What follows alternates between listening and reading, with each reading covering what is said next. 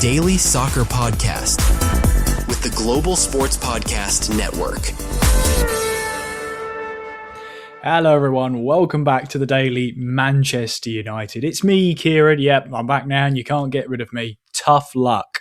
Anyway, I'm here today in a bit of a special episode. I went early with the preview because I was so confident. Sure, that's what we'll make of that. But I thought I'd swap the episodes around today, and whilst I've been away, kind of reflect on what's been an interesting time, a time of reflection. I mean, let's face it, this season did not start out well whatsoever. Come on now, let's all be honest with each other. But I feel like it's started to pick up, and you know, I've seen behind the scenes of our group chat that there's some grievances, but also some positives to take away. And I feel like in the season where there's been so many grievances at the start, there have actually been some pretty good results that have happened along the way. And I feel like it's important that you don't forget that. Obviously, we've seen, at the time of recording, I've just seen that the Brighton-Aston Villa game is over. Brighton 3, Aston Villa 4. Far cry from what Manchester City and Fulham managed. Fulham 4, Man City 5. It's incredible. Absolutely incredible. But I feel like those sort of results are going to happen time and time again. Heck, Leeds are 3-1 up against Chelsea in the 85th minute as I record this. So, you know, anything can happen really.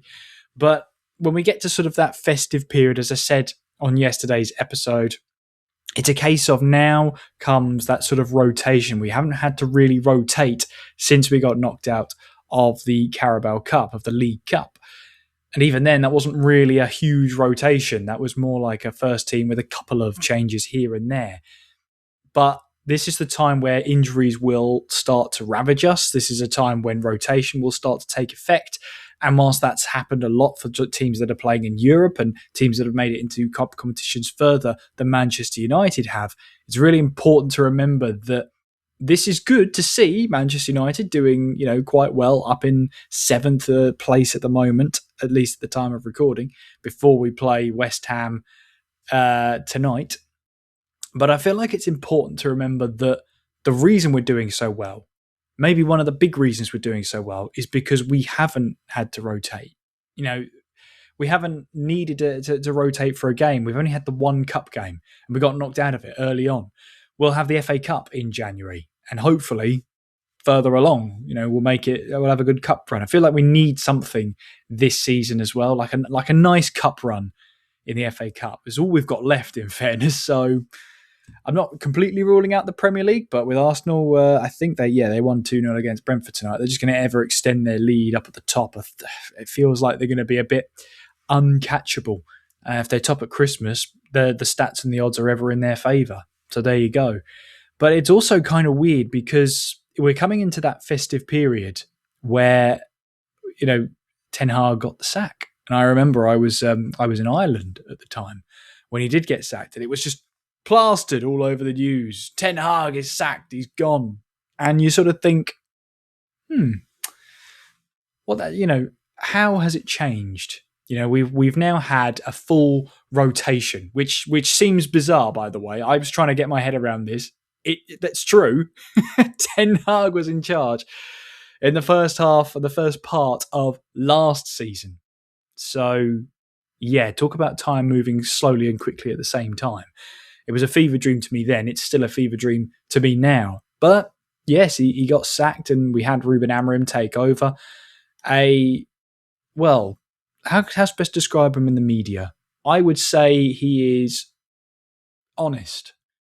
That would be my assessment of the man. He's a very honest man. He doesn't let, you know, too many secrets behind on the media. He doesn't, you know, give away, you know, he doesn't, what's the phrase I'm looking for? Doesn't keep his cards held to his chest. And if he does, all the card faces are facing you. Wears his heart on his sleeve and has said multiple times so far this season that, you know, sometimes after a match, he'll let his emotions get the better of him and he'll say things that maybe were true at the time or he felt that were true at the time. But as he's reflected on it, he said, actually, maybe I shouldn't have said it and maybe I should have said it like that. I mean, there have been times where he said, especially last season, that this may be the worst Manchester United team in modern history. I found it hard to disagree with him, though. It wasn't like I was ready with my pitchfork to say, how dare you insult my club? I was more of the volition of, yeah, you're right. You're right, Ruben.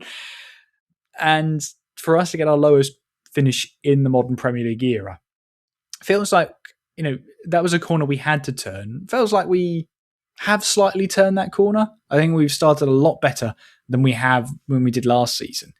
Of course we did, because it was the reason Ten Hag got the sack.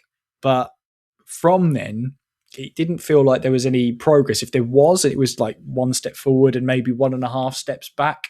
Very inconsistent. The fact that we went on a run of wins this season in all competitions was nice. It was a good feeling. To have games back to back that we were winning. It was great fun. It was nice to have that feeling back. And there have been a couple of difficult results this season. That's by the by. You're always going to have a result every now and again where you just think, I can't believe that happened. that happened, and there's nothing I can do about it. I watch on in horror as another goal goes past us. It happens. It does happen. But I like to think that, there is a case that we have slightly turned a corner. I mean, okay, let's go through it. We had opening day, the loss to Arsenal, where I think we were all of the volition of, we could have won the game, but I think we played well and just didn't win. It happens sometimes. You play football, you play it well, but you don't get the result you feel like you deserve. But that's football sometimes. Then we had the draw against Fulham, which of course we were a bit worried. I think alarm bells were there because that was a game we could have and maybe should have won again at certain points in the match. But other points in the match, Fulham were all over us. And it felt like we were hanging on in there. So it was kind of mixed feelings of, we felt like we could have won that game, but we could have so easily lost it as well. Don't need to talk about what happened on the 27th of August. You and I both know what happened. We don't need to revisit it. First win of the season came against Burnley. And that was a case of, was that the Lyle Foster show? I think it was. If I remember rightly, and I might not be remembering rightly, but I'm pretty sure, yes, it was the Lyle Foster show. Great. I remember that. Oh, and the Jaden Anthony show. That's right. Yes, he got the goal and then gave away the penalty. Yes, that's right. I remember. It's all coming back to me now, you see. And then we had the drubbing at the Etihad. Again, don't need to mention that. That's fine. Don't worry about it. The crazy game against Chelsea, where we won the game. We had 2 red cards and 3 goals before the first... 2 goals and 2 red cards before the first half came to an end. Incredible. Then we got slaughtered by Brentford, 1 against Sunderland, 1 against Liverpool, 1 against Brighton, and then it just, a couple of draws there. Forest away, Tottenham away, and then we lost against Everton at home at 10 men. And it's those kind of results. The 1-0 against Everton is probably my result of the season where it's like, what happened there? What on earth happened there? And you kind of feel like you get 1 a season. If you don't get 1 a season, then you've clearly got robots playing for you. Cough, cough, City, cough, cough 3 years ago. But point is, if you don't get a result like that and you just walk away and think, what on earth happened there? Then it's not a proper season. I'm sorry. If you don't have a result that you feel like you should have got a win against by a team that were at the time, just in the bottom half there. They're doing a lot better now, Everton, in fairness to them. But, it was a case of, what's happened there? What's gone on there?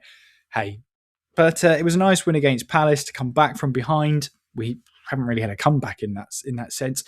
And when I come back after this, there's a lot to preview. They've got a lot of games between now and even Christmas. We actually play on Boxing Day. We're so back. And we'll be back after this.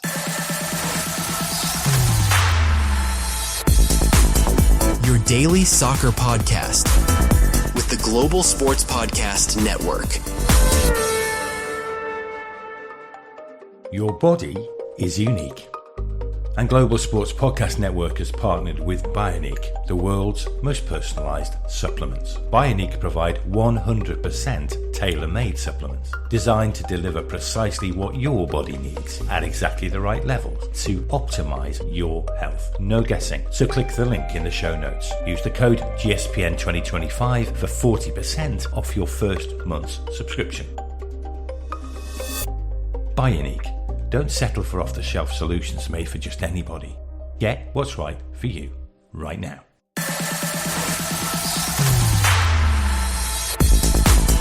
Your daily soccer podcast with the Global Sports Podcast Network. There's been a lot of rumours on social media about how we are probably, quote unquote, coming into an easy part of the season where we're having easy teams. And if you're listening to this, I am doing air quotes because I hardly believe that. Have you seen us recently? There's not really any easy games, let's be honest. But the games we do have, we've got 6 games coming up in December. We've got Manchester United against West Ham, obviously, tonight. You'll be able to see that at 8 o'clock on Sky Sports Main Event and Sky Sports Premier League. 2 places at once. It's amazing. Then we have on Monday, we're away at Wolves. 15th of December, we're at home against Bournemouth. 21st of December, away at Villa. 26th of December, Boxing Day, we host Newcastle United. And then the final game of December is the 30th, where we host Wolves. So, we face Wolves twice this month. Hopefully, they don't have our number. They haven't got a win so far this season. I'm crossing my arms, Manchester United. You better keep that. You better keep that record intact. Oh, we'll give them the win, won't we? I'm really that's going to be really disappointing. Anyway, that's on the 8th of December. I don't have to worry about that until then. But there's a couple of games here where you sort of think there should be 3 points coming their way. You would have thought Wolves, especially this season, they've not been great. But Manchester United will give them a game. Don't you worry about that. West Ham, again, a team that have been struggling. They seem to be a little bit more firing on towards sort of the end of November, mid-November, end of December, whatever. They seem to be doing a little bit better than they were. I think they've just dragged themselves out of the relegation zone. So, yeah, they'll be on a bit of a charge. They'll be tough customers. If they solve their striker problem, their striker curse they seem to have, they'll be unstoppable. Honestly, they will. Then we are at home at Bournemouth. Iraola knows how to play against Manchester United. It just feels like that. He's a good manager, and they've got a good team at Bournemouth. Semenyo's going to be terrifying. That's all I need to say about that one, really, isn't it? We all know what Semenyo can do. Villa. There's a team that just sort of, you never know what kind of Villa you're going to face on the day. You never know. So when we go up to Birmingham, we'll see how it all plans out there. Boxing Day, the festive football that ruined last year. Did we not face Newcastle United over the festive period last season? They ruined my Christmas. I remember this now. I remember it so vividly that they ruined my Christmas. And then the 30th, we round off with another game against Wolves, this time at Old Trafford. Again, like I said, this is where the fixture congestion really for Manchester United is going to be at its core, at its peak so far this season. Because not only that, we've then got the 4th of January, the first game of the new year is against Leeds away. Oh, we'll be up for that, I'm sure. Then 7th of January, we are away at Burnley. And then we'll have our FA Cup round just between those to the next match. So we'll find out who we face on Monday. So hopefully we'll have some reaction for that for you. And then we have a Manchester derby, part 2 of the season, 17th of January against City. 3-0 drubbing away. It was a bit of a humbling. Hopefully we'll do a little bit better next time around. But like I said, the festive season is coming up. We've got 6 games in December. And we start off that 6-game tirade against West Ham, where I'm hoping we get a victory. If you want to see my sort of preview of the game coming up, make sure you check out yesterday's episode because I jumped the gun. But it's okay. It's all there. It's all ready for you. Plus my predicted 11 for the game. We'll be able to see hopefully tomorrow. Tonight, I should say. I've dated the episode now. Damn, I didn't mean to do that. Anyway, we'll see tonight if I get it right. In the meantime, though, thank you so much for listening and watching this episode of the Daily Manchester United, part of the Global Sports Podcast Network. If you enjoyed this episode, make sure you do give us a follow on Apple or Spotify. Make sure you give us a subscribe, give us a rating. I think I deserve and we deserve 5-star, but I'm a bit biased. Let us know what you think. And make sure you subscribe so you never miss another notification of an episode going live. You can also watch our episodes on YouTube now. So if you're watching on YouTube, here's me giving you a wave. Nice to see you. And make sure you go over there if you're not already and subscribe to the YouTube channel. It's GSPN Daily Man United Podcast. It's such a long name, so you have to remember it. Don't forget as well, we're all on all the social media as well. And you can find us at gspnmanunited. We are on Twitter and X. We're on Instagram. We're on Facebook. And of course, we're on TikTok as well. We couldn't bring you these episodes without our partners at Zencastr, because at Zencastr, we spent a lot of time and a lot of hours figuring out which streaming platform we were going to use, and Zencastr came out the clear winner. And with 4K video recording from your phone and AI editing that can help you remove all of those ums and ahs, or maybe even the entire episode if you really wanted it to, it makes it super easy to start a podcast that sounds great and is delivered efficiently. So if that sounds like your cup of tea, make sure you check out the description below and check out our sponsors and partners at Zencastr. I've been Kieran. I hope you have a great game. Hopefully we'll be back with a win. 3 points on the cards. We'll have to wait and see. In the meantime, enjoy the rest of your day, and we'll chat soon. Take care. Bye-bye.